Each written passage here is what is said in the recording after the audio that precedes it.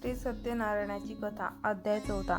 अध्याय 4 नंतर साधुवाण्याने आपणास वाटेत विघ्ने येऊ नयेत म्हणून ब्राह्मणास दक्षिणा देऊन आशीर्वाद घेतला व जावयासह स्वतःच्या नगरास निघाला. तो साधुवाणी काही दूर गेल्यावरती संन्यास वेश धारण करणाऱ्या सत्यनारायण प्रभूंनी साधुवाण्याची परीक्षा घेण्याचे ठरविले. हे साधू, यात तुझ्या नौकेत काय आहे ते सांग, असा प्रश्न विचारला. धनाने उन्मत्त झालेले हे दोन वाणी त्याची निंदा करून हसू लागले व म्हणाले, संन्यासी बुवा, आमचे द्रव्य नेण्याची तुमची इच्छा आहे काय?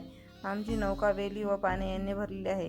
हे साधुवाण्याचे उन्मत्तपणाचे भाषण ऐकून भगवान म्हणाले, तुझे बोलणे खरे हो. असे बोलून संन्यास वेश धारण करणारे भगवान तेथून निघून गेले व थोड्याच अंतरावर असलेल्या समुद्राच्या तीरावर बसले. संन्यासी दूर गेल्यावर साधुवाण्याने आपले नित्यकर्म केले व नौकेकडे गेला आणि पाहिले तर हलकेपणामुळे नौका वर आलेली पाहून साधुवाणी आश्चर्यचकित झाला. नौकेत वेली व पाणी पाहून तो साधुवाणी मूर्छा येऊन जमिनीवर पडला. नंतर थोड्या वेळाने सावध होऊन चिंता करू लागला. त्यावेळी साधुवाण्याचा जावई म्हणाला, महाराज, आपण शोक का करता? संन्यासाने जो आपणास शाप दिला त्यामुळेच हा सर्व प्रकार घडला आहे. तो संन्यासी पाहिजे ते करण्यास समर्थ आहे, म्हणून आपण त्याला शरण जाऊ, म्हणजे आपले सर्व मनोरथ पूर्ण होतील. असे जावयाचे भाषण ऐकून साधुवाणी यतीजवळ गेला व त्याला पाहून भक्तीने नमस्कार केला व आदराने बोलू लागला, महाराज, मी जे आपल्या जवळ खोटे बोललो त्या अपराधाची क्षमा करा. असे म्हणून पुन्हा पुन्हा नमस्कार केला व तो साधुवाणी अतिशय दुःखी झाला. संन्यास वेशधारी भगवान शोक करणाऱ्या साधुवाण्याला म्हणाले, शोक करू नकोस, मी सांगतो ते ऐक. तू माझ्या पूजनाविषयी परडमुख आहेस व म्हणूनच माझ्या आज्ञेने तुला वारंवार दुःख प्राप्त झाले. हे ऐकून साधुवाणी भगवंताची स्तुती करू लागला. साधुवाणी म्हणाला, तुझ्या मायेने मोहित झालेले ब्रह्मादिक देवही तुझे गुण रूप जाणू शकत नाहीत. हे प्रभू, हे आश्चर्य आहे. तुमच्या मायेने मोहित झालेला मी एक मूर्ख आहे. मी आपणास कसा जाणेन? माझ्यावरती कृपा करा. मी यथाशक्ती आपले पूजन करेल. मी आपणास शरण आलो आहे. हे माझे रक्षण करा. माझे पूर्वीचे द्रव्य मला मिळावे. असे साधुवाण्याचे भक्तिभावयुक्त वाक्य ऐकून भगवान संतुष्ट झाले व साधुवाण्याला इच्छित वर देऊन अदृश्य झाले. नंतर साधुवाण्याने नौकेवर जाऊन पाहिले.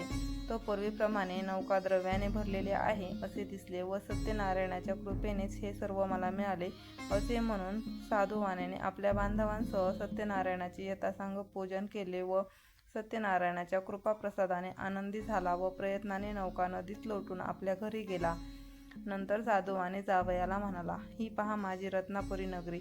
असे बोलून द्रव्याचे रक्षण करणारा एक दूत घरी पाठवला. तो दूत नगरात गेला व साधुवाणीच्या भार्येला पाहून त्याने नमस्कार केला व हात जोडून तिला अपेक्षित असणारे वाक्य बोलू लागला. तो म्हणाला, बांधव व पुष्कळ द्रव्यासह साधुवाणी जावयाला बरोबर घेऊन आपल्या नगराच्या जवळ आले आहेत. असे दूताचे वाक्य ऐकून आनंदी झालेल्या साधुवाण्याच्या भार्येने मुलीला सत्यनारायणाची पूजा कर असे सांगितले व आपण लगेच पती दर्शनासाठी गेली. आईचे वाक्य ऐकून तिने सत्यनारायणाचे व्रत पूर्ण केले, परंतु प्रसाद भक्षण न करता पती दर्शनासाठी उत्सुक झालेली ती तशीच गेली. त्यामुळे रागवलेल्या सत्यनारायण प्रभूंनी तिचा पती असलेली नौका द्रव्यासह पाण्यात बुडवली. त्यावेळी त्या ठिकाणी आलेल्या कलावतीला तिचा पती दिसला नाही. त्यामुळे अत्यंत शोकाने विव्हळ होऊन ती रडत भूमीवर पडली. बुडालेली नौका व त्यामुळे दुःखी झालेली आपली कन्या पाहून भयभीत अंतःकरणाने साधुवाणी नावड्यांसह हा काय चमत्कार असे म्हणून विचार करू लागला.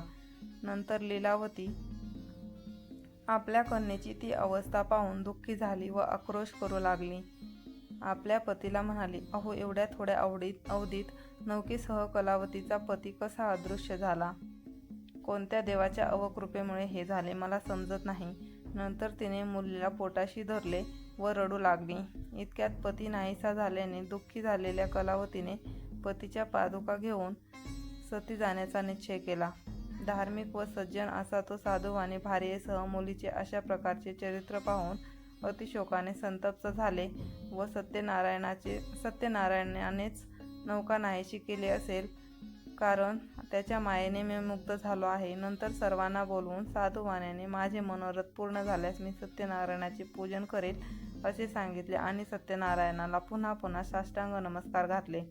तेव्हा दिनांचे रक्षण करणारे सत्यनारायण संतुष्ट झाले व भक्तप्रेमी भगवान आकाशवाणीने म्हणाले, हे साधू, तुझी कन्या प्रसादाचा त्याग करून आपल्या पतीच्या दर्शनासाठी आले आहे, म्हणून तिचा पती अदृश्य झाला आहे.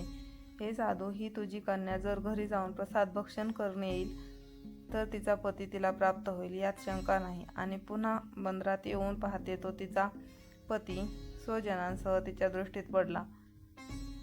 नंतर कलावती आपल्या पित्यास म्हणाली, आता लवकर घरी चला, उशीर का करता. मुलीचे हे वाक्य ऐकून साधूवानी अतिशय आनंदी झाला व त्याने यथाविधी सत्यनारायणाचे पूजन केले व नंतर तो साधूवानी धन व बांधव यांसह आपल्या घरी गेला व प्रत्येक पौर्णिमा व मकर संक्रांत या दिवशी सत्यनारायणाचे पूजन करून या लोकी सुखी झाला व शेवटी सत्यनारायण प्रभूंचे सत्यलोकांत गेला.